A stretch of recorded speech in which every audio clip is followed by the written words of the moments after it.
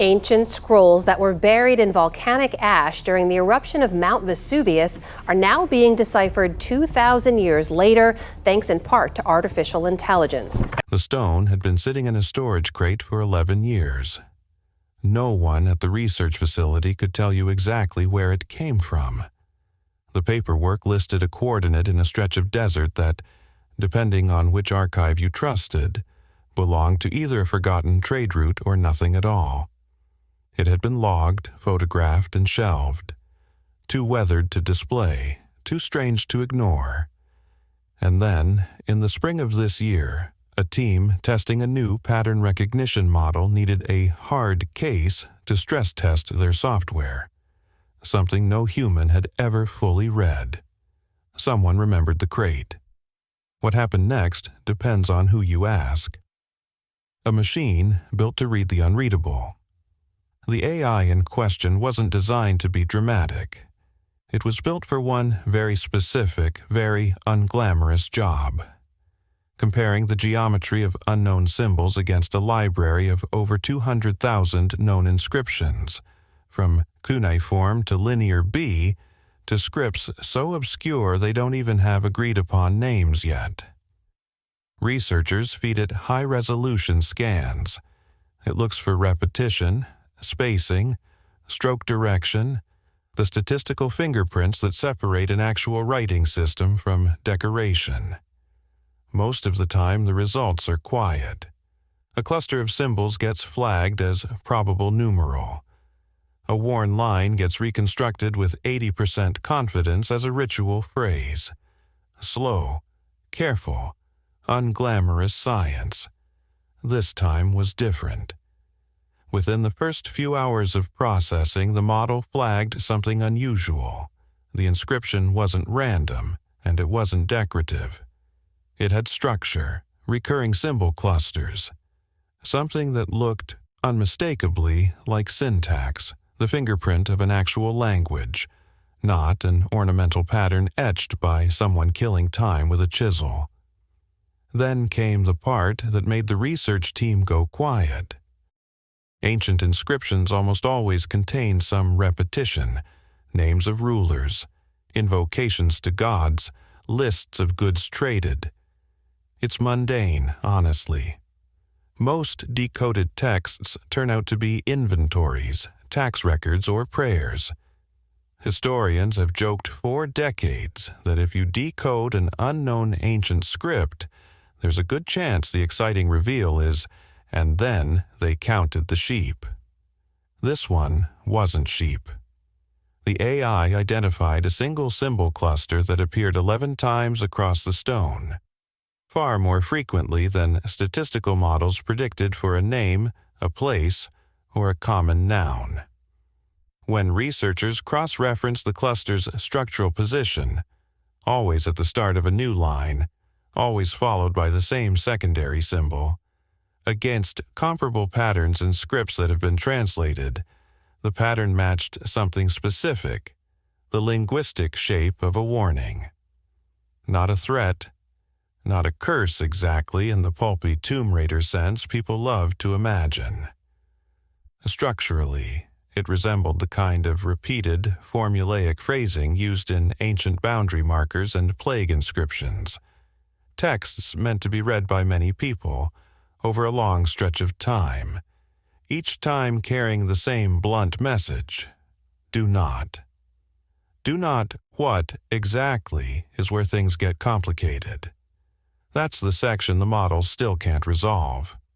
The team has intentionally left it blank in their working notes rather than filling it with a low-confidence guess, because in ancient script research, guessing wrong and publishing it anyway is how bad translations get repeated for 100 years. Question marks, not conjecture. Whatever word sat at the center of that repeated warning, it remains, for now, unread. Here's the thing that unsettled the team more than any single symbol: the pattern of repetition itself. In known warning inscriptions from other ancient cultures, Mesopotamian boundary stones, Egyptian tomb curses, Roman defixiones, curse tablets, The repeated phrase usually escalates. It starts general and gets specific, as if the writer assumed the reader might ignore the first version. This inscription does the same thing. The AI mapped a rising intensity across the 11 repetitions, subtle shifts in stroke pressure and symbol emphasis that suggested urgency increasing toward the end of the text, not fading. Ancient scribes didn't waste stone. Carving was slow, expensive, physically brutal work. Nobody repeated themselves 11 times, with escalating intensity over something trivial. Whoever carved this wanted to make absolutely sure it wasn't ignored.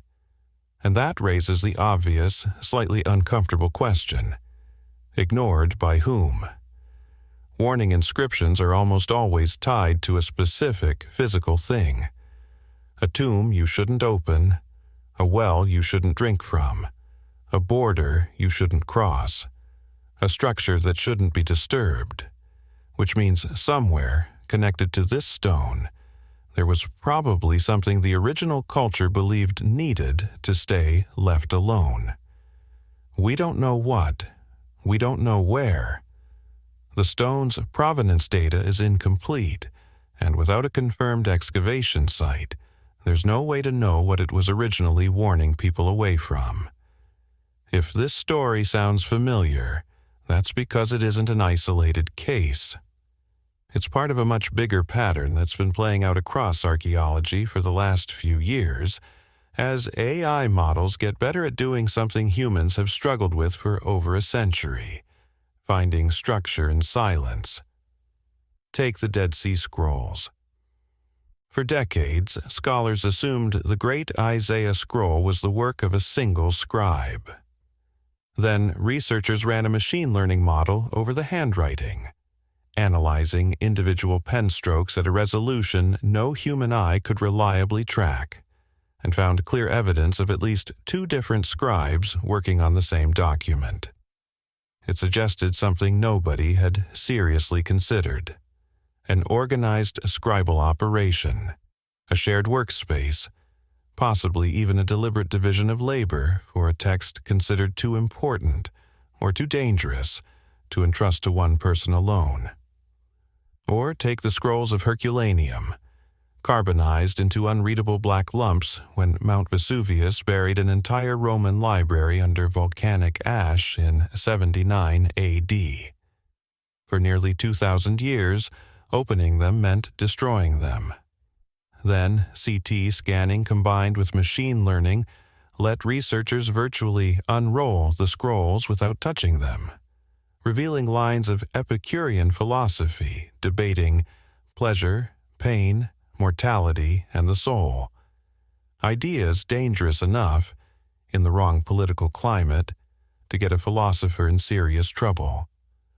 Or the Danube script, symbols carved into artifacts more than 7,000 years old, potentially predating both Egyptian hieroglyphs and Mesopotamian cuneiform. For decades, historians argued about whether it was even a real writing system or just decorative scratching. AI pattern analysis found the same thing it found on our mystery stone: real structure, real syntax, a real language, just one nobody can fully read yet. The common thread across all of these cases isn't the specific discovery, it's the method. Machines are exceptionally good at noticing statistical regularities that get lost in the noise to a human eye scanning a worn, cracked, centuries-old surface.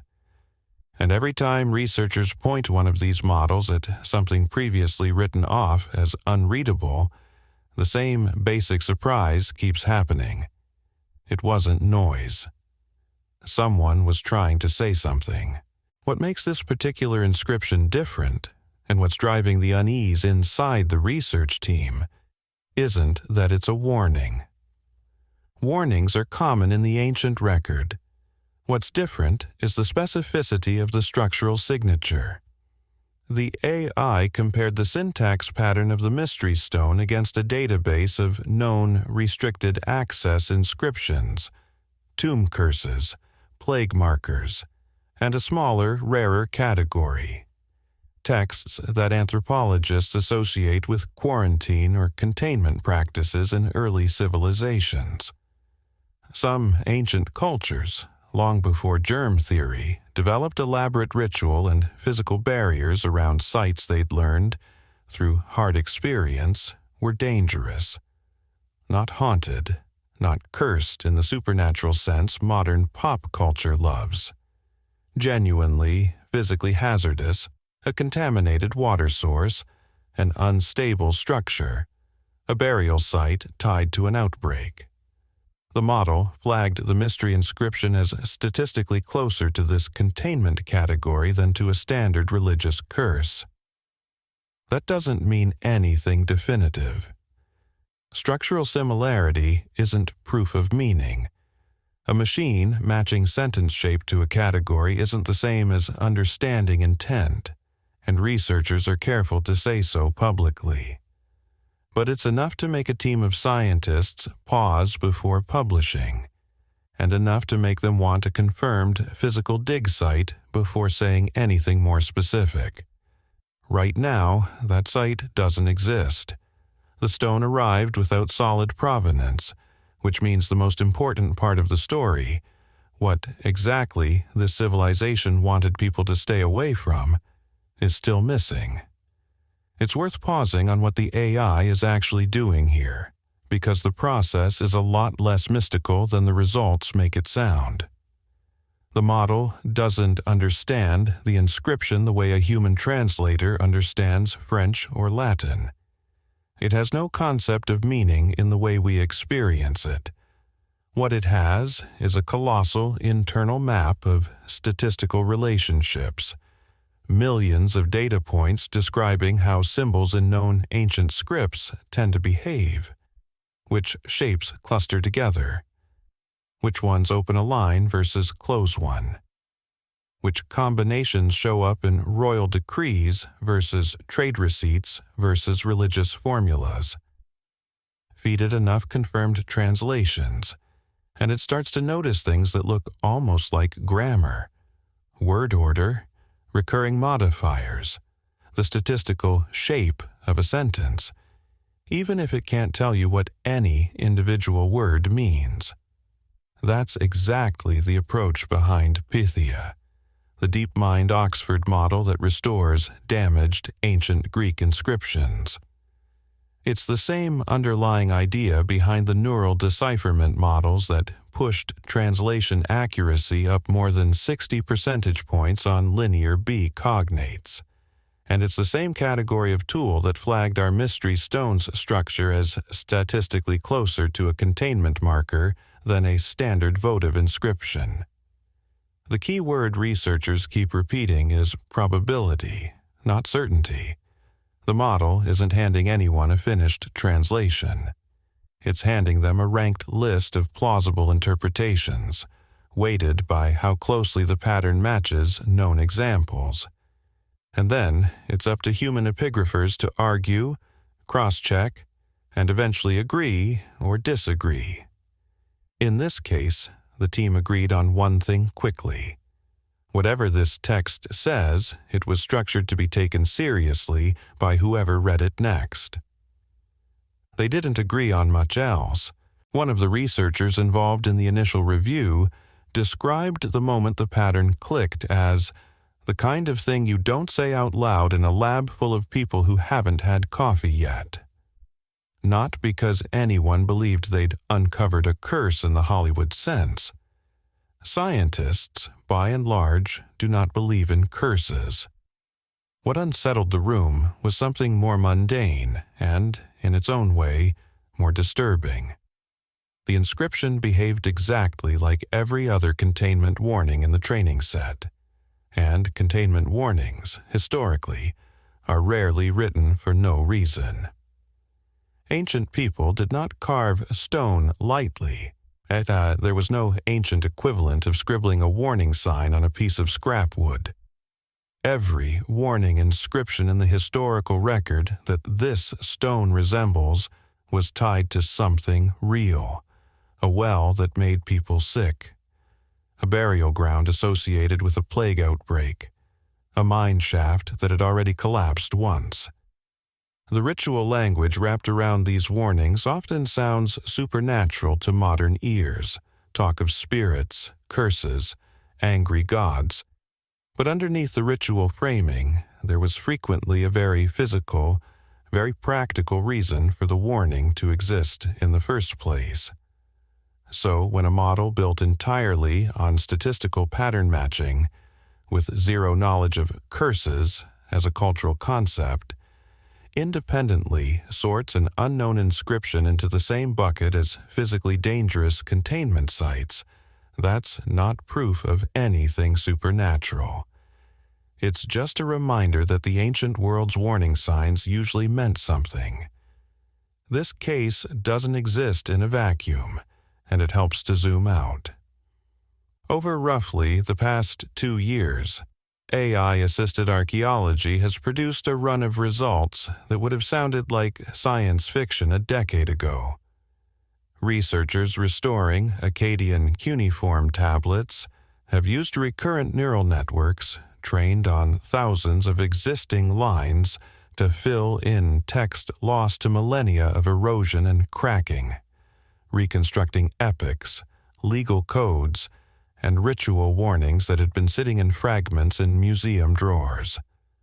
Oracle bone inscriptions from China's Shang dynasty, carved into cracked ox bones and turtle shells more than 3,000 years ago, are now being read in near real time by deep learning models trained on scanned artifact collections, revealing messages about war, weather, royal rituals, and omens that shaped major political decisions.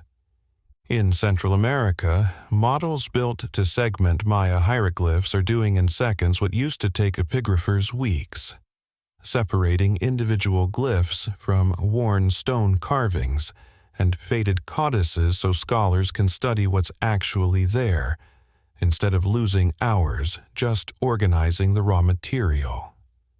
Segmentation sounds unglamorous, but it's the linguistic equivalent of sorting scrambled letters into words before you can even attempt to read the sentence. And it's already surfaced glyphs once dismissed as pure decoration that turn out to be names, dates, and formal warnings. Even genuinely endangered modern scripts are getting this treatment. Nushu, a script historically used exclusively by women in Hunan, China, as a private form of communication in a society that denied them a public voice, was fading into obscurity. Researchers at Dartmouth trained a translation model on a tiny data set, just 35 sentence pairs. And it was enough to build a functioning translation framework, giving new life to a language that had nearly vanished along with the women who once wrote it. Every one of these projects shares the same through line as the Mystery Stone.